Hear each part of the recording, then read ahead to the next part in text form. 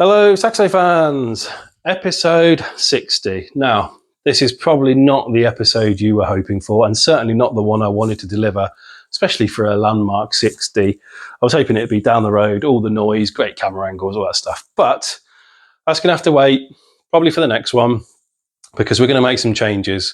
I'll run through them pretty quick. So there's three problems. It's too loud, the clutch is ridiculous, and I don't like the diff. That's simple.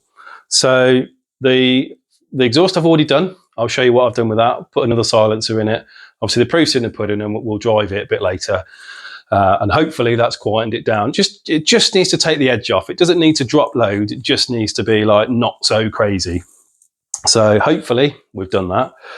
Second and third, I'm going to couple together. So the clutch, the bite point was too high and it's just digital. I just cannot get on with it being so heavy. And to put that into perspective, spoke to a chap this week who got in touch with Tilton, who make the clutch. We found out essentially what spec of clutch I've got, and I should have done this, a year ago. But essentially, the clutch is rated for 670 pound-feet of torque. Bear in mind, we make 260, and the spring pressure is 560 pounds-feet. So what that equates to at the pedal is just a phenomenal effort to push the pedal, and it's just ruining the drive experience to a point where actually I just don't want to drive it because I'm going to stall it. When I come up to traffic, I'm thinking, oh God, I got to push the pedal, and it's horrible. So I'm going to change it. So I spoke with Tilton, and we can drop the spring pressure to a 400 pound-foot spring, so about a 29 or 30% reduction in pressure, which also drops the rating of the clutch down to 326 pound-feet of torque, which is still more than what this car will make. So even when we go back to the dyno, turn stuff up a little bit more, it might do 300. So still plenty in it, and hopefully give me a pedal that's a little bit more balanced, and I can modulate it and actually play with the bite point a little bit better rather than it just being on or off. So obviously the gearbox is going to have to come out to do that.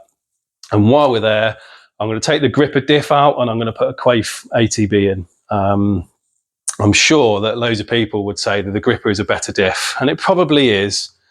But when you're using this car on the road, maybe you go into town or you're going into a show or in a car park or whatever, that slow speed, sort of, under 20 mile an hour driving, the diff is just not happy. It doesn't give you a pleasurable experience.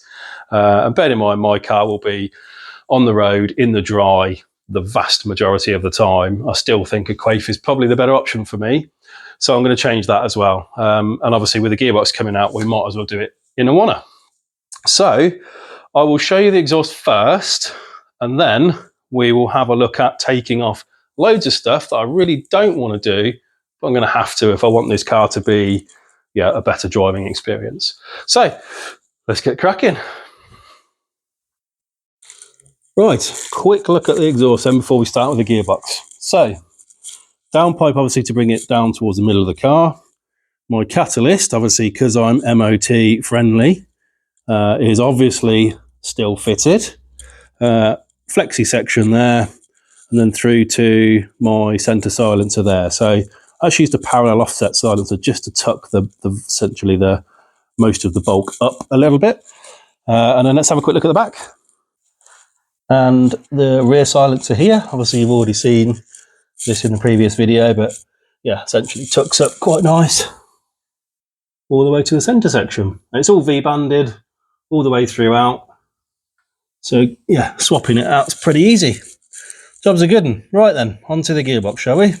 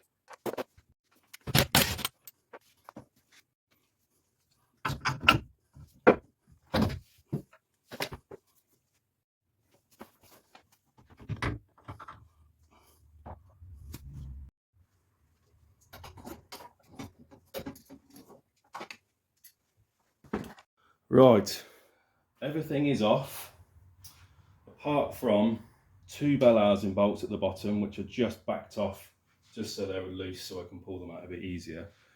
So I stopped filming because, yeah, everything is like really fiddly and down the back. But actually, I do have a list of everything that I've taken off. So if I get that in there. So suspension, shafts, brakes and air filter you saw me move. There's 3 sensors on the gearbox, either removed or unplugged. 2, obviously the bolts and the wiring for the starter motor. Clutch cable comes out super easy. Gear linkages come off, there's only 2. The rear mount bolt, I just took it's a rose jointed bolt, so I just took one of those out, it's easy. There's 4 bell housing bolts, so the top 2 are out, the bottom 2 are just loose, as I said. And the gearbox mount bolts, there's like 2 little ones, 1 big one. They're all out. So if I turn it back to the car, so the engine is now wobbly. So we're on that mount there, and we're on a jack underneath. Now the tricky thing is these gearboxes are so tight to the chassis leg here, is obviously I've got to pull the gearbox away and down at the same time. So I'm hoping it almost just falls out. I mean, if that works, then so be it. But yeah, I don't know, I'm nervous about this bit because it's heavy and I've got to do it from underneath. So I'm hoping everything's out of the way. There's nothing cable tied. I'll just double check. There's a earth strap there which I've missed. So I'll do that, and then hopefully we'll be ready to pull this out.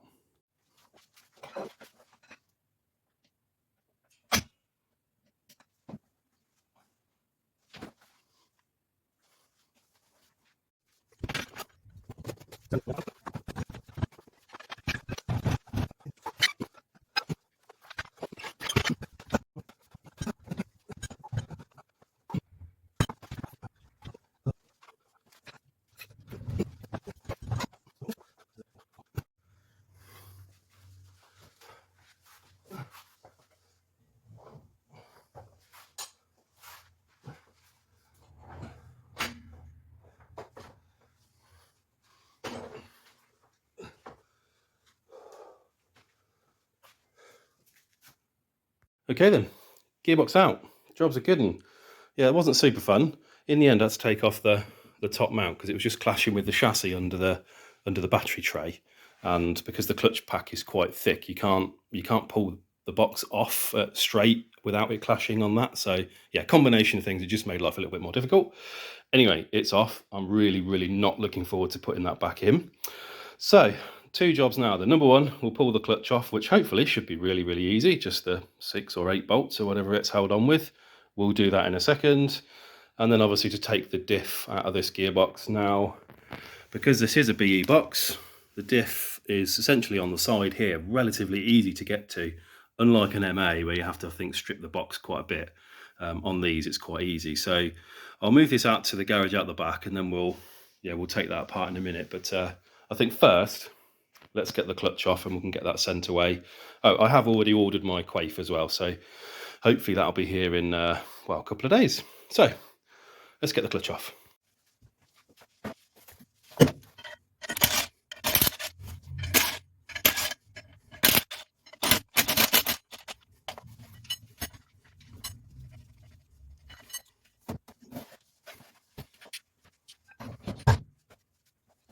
Right, there we go. So clutch on the bench.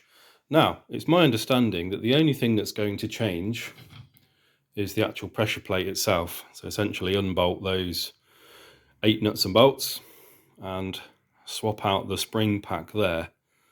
So I'm hoping it's that simple, but we'll find out soon enough. So that's going to go off tomorrow, and yeah, that'll get sorted. Right, let's get the diff out.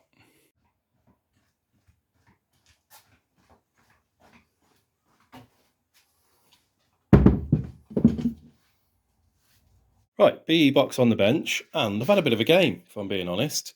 So when I pulled the clutch off and pulled the gearbox off, I noticed that on the guide tube here for the release bearing, this front face had made contact with the clutch. I'll show you the witness marks on the clutch. So you can see here then, there's witness marks in and around here, look. Sort of score marks. They shouldn't be there. There should be no contact there. So that's definitely a problem. So I spoke to Pug One off, and they said, take this off, take a couple of mil off, or 2 or 3, 4 mil off the front face, and that should be fine. You'll obviously prevent the contact. The problem with that is, because there's obviously quite a lot of force involved, it had mushroomed over the front face here, both outwards and inwards. So not only could I not get the release bearing off, I also couldn't get it past the splines. So I had to cut it in situ using my little 1 mil or half mil cutting disc on a Dremel rather, and then pull that off, and now that comes off over fine. So hopefully with that trimmed back and shortened and tidied up, obviously, that should be issue resolved. So I'm gonna have a little tidy up, clean up some of the debris in here, and then yeah, we can have a look at the diff.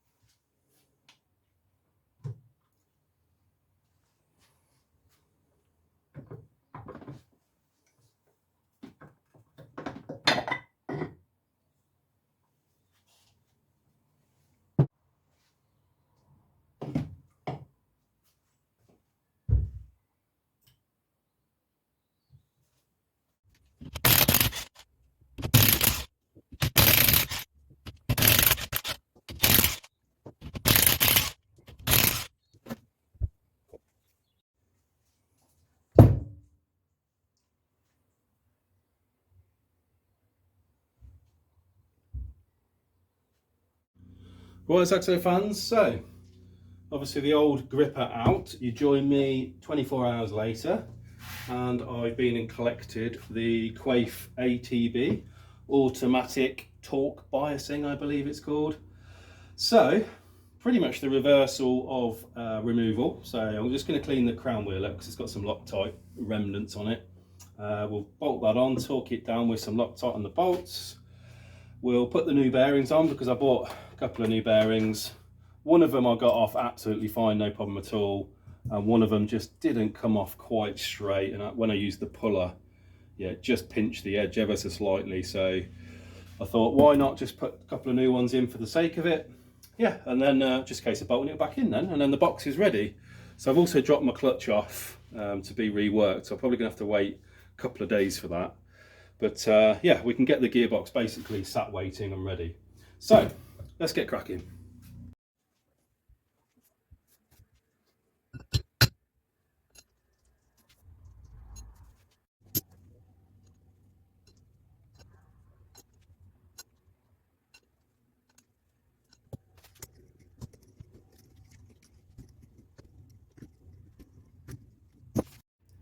Okay, crown wheel on, Loctited, proper torqued, all good to go. So next thing is bearings, and then we'll do a trial fit.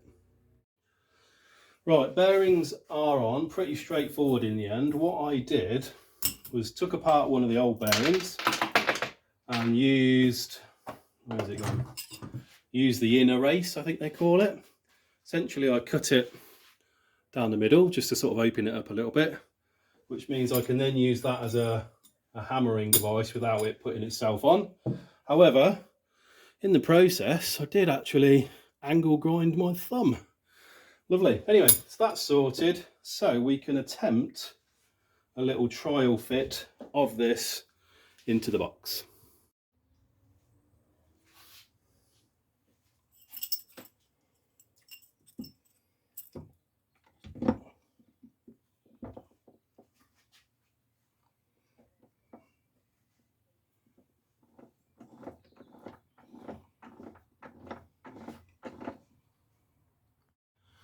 Right, with that in, we can actually not take it out again. I don't feel like I need to. Obviously, it all spins over lovely. Now, the next thing is to put the casing back on the top. Yeah, sure, I've already cleaned up the surfaces and everything like that, so I just need to re-silicone them in and bolt them down, and then we'll leave that overnight to go off. Obviously, wait for the Loctite to do its thing in those bolts, and hopefully this box will be ready to go, ready for the clutch to come back. So we'll get this on, bolt it down and leave it for today.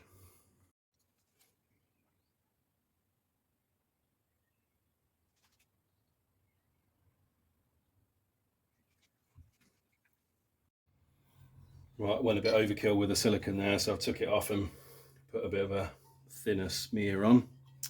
So hopefully this should be all good. Well, I'll give that a little love tap.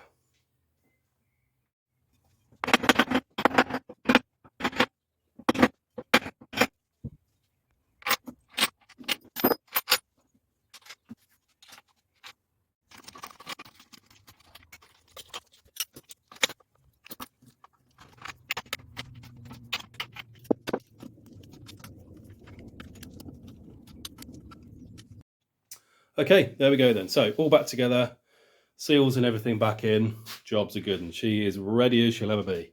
So there's not a lot to do now until we wait until the clutch comes back. So the next time you see me, we'll have a clutch. Right, clutch has arrived. Now, essentially same clutch. The only thing that's different is we've gone to a white spring pack.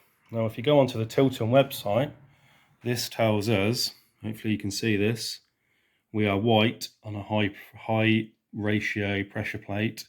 We are rated for 400 pounds-feet with a release torque load of 400, and what we were on before was an orange 560. So yeah, we've obviously reduced it to the lightest one, which is perfect for this application. So let's see if we can get this fitted, shall we? Right, clutch and gearbox refitment. Super not looking forward to this, but through the power and magic of editing, we can skip all that and just go straight to being done.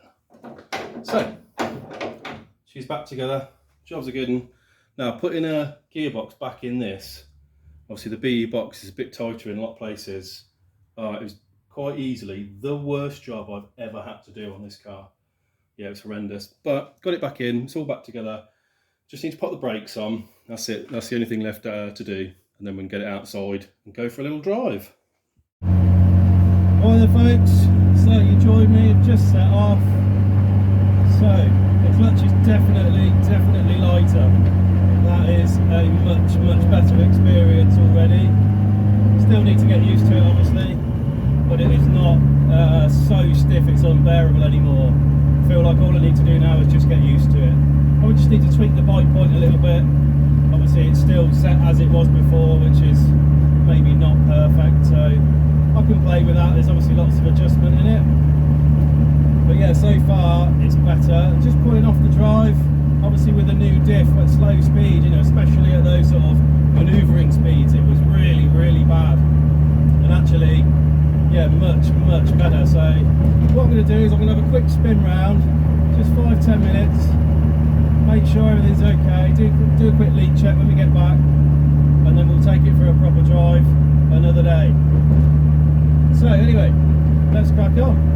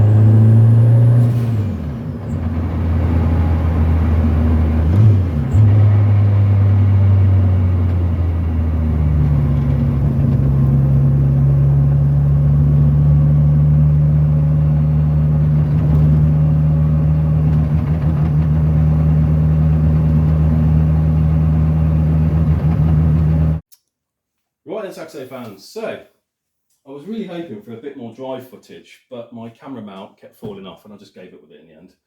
So I promise you that's going to come. I keep saying that, I know, but it is coming. Right, quick assessment then. So I mentioned obviously the clutch was better. Having driven the car now for sort of 35-40 minutes, yeah, so much better. I don't dread traffic. I don't dread junctions or roundabouts. Yeah, it's obviously, don't get me wrong, it's still stiff. You know, bear in mind, it's still a twin plate clutch, so it's always going to be stiff, but actually it's perfectly usable now. So if that was the only change that we'd made, I'm more than happy to have done that work. The other thing obviously is we put the QUAIFE in. I sold the Gripper for the same price as a brand new QUAIFE. Bear in mind the Gripper's obviously brand new, they're more expensive in the first place. So by the time I'd put bearings in and some new oil, it's probably cost me about £100 to change. So overall, you know, fairly neutral, I'm sort of fairly happy. In terms of the diff experience, obviously slow speed is going to be better, and it was. Less notchy, you know, less grabby, that sort of thing. So for that, just the slow speed stuff, it was worth doing because that was particularly bad. But what I did notice is pulling away from a junction, sort of, you know, halfway through first gear and then launching first, second, third. On the Gripper, I'm not exaggerating, you needed both lanes of a dual carriageway. It was violently pulling to the left. Whereas on this one, I did exactly the same and it pulled in a straight line, and I was actually really surprised. To a point, actually, I think if you back-to-back these, which obviously I've now done, and you hadn't told me which was which, and you asked me which one I would choose the QUAIFE every day, no doubt in my mind. Now, I'm sure that there are some compromises in terms of, you know, on track, it probably won't be quite so good as the Gripper. You know, and if you lift a wheel, you're obviously going to lose traction, blah, blah, blah. But how often do you lift a wheel on the road? Like, hardly ever. How often do I going to go on track? A couple of times a year maybe. So actually I'm really happy to make that compromise, and I'm sure there'll be loads of people out there saying that the Gripper is better diff, but it's horses for courses. They're both got the advantages and disadvantages, and for me the QUAIFE is, yeah, that's the one for me. Anyway, right, I've waffled on enough. Next video is probably just going to be some driving. I just need to change the coolant sensor because I snapped it taking the gearbox out, so I've ordered that. So we'll sort that out, and then hopefully we'll get some footage of it actually driving. It's not just you know, rubbish in the car windscreen shots. But yeah, we'll get to that. So anyway, thank you for watching. If you haven't, hit the like button. If you haven't, hit the subscribe button, and yeah, we'll see you for the next one.